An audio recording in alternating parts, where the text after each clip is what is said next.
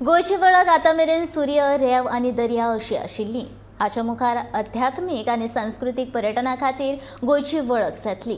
रामदेव बाबान गोंयांक योग भूमी करपाची इत्सा उक्तायल्या। ताका सरकार सगळी मजत करपाक तयार आसा। पणजेंत जाल्ल्या लोकमान्य पुरस्कार भेटोवप सुवाळ्यांत मुख्यमंत्री उलयतालो। शिव अवतार हे आपल्या मिरामार बीच वरती त्या ठिकाणी महाशिवरात्रीच्या दिवशी शिवपूजन करण्याचा योग मला ब्रह्मेशानंद स्वामींच्या बरोबर बाबा रामदेवच्या बरोबर त्या ठिकाणी आला। हाही एक योगायोग आहे।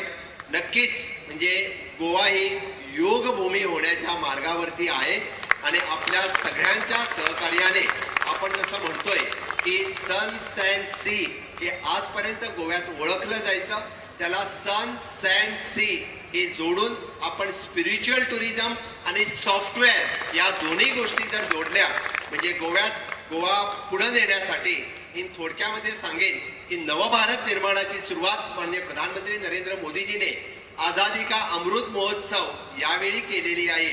इंडिया एट रेट 75 आझादी का अमृत महोत्सव या काळामध्ये माननीय प्रधानमंत्री नरेंद्र मोदीजी आपल्याला देशाची ताकद पुढच्या 25 वर्षासाठी त्या देशाची ताकद दाखवण्यासाठी, नवभारत निर्माण करण्यासाठी, आत्मनिर्भर भारत निर्माण करण्यासाठी, क्लीन इंडिया पासून फिट इंडिया पर्यंत तयार करण्यासाठी जे काम सुरू केलेलं आहे ते काम बाबा रामदेवजी आपल्या सगळ्यांच्या आशीर्वादाने ते काम पुढे जात आहे आणि देश ज्यावेळेला 100 वर्षाचा होईल, नवभारत निर्माण होईल, नक्कीच गोवा ही नवनिर्माण गोव्यामध्ये आपल्याला स्पिरिच्युअल टुरिझम हे खूप मोठ्या प्रमाणामध्ये दिसेल।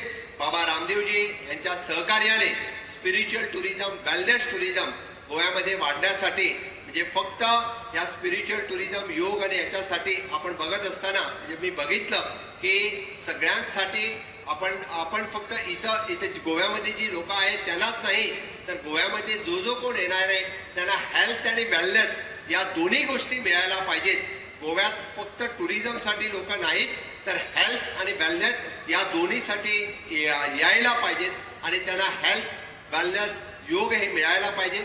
त्यासाठी सातत्याने आपण सगळेजण मिळून जर काम करू शकलो तर निश्चितच गोवा ही योग भूमी होईल याची मला खात्री आहे।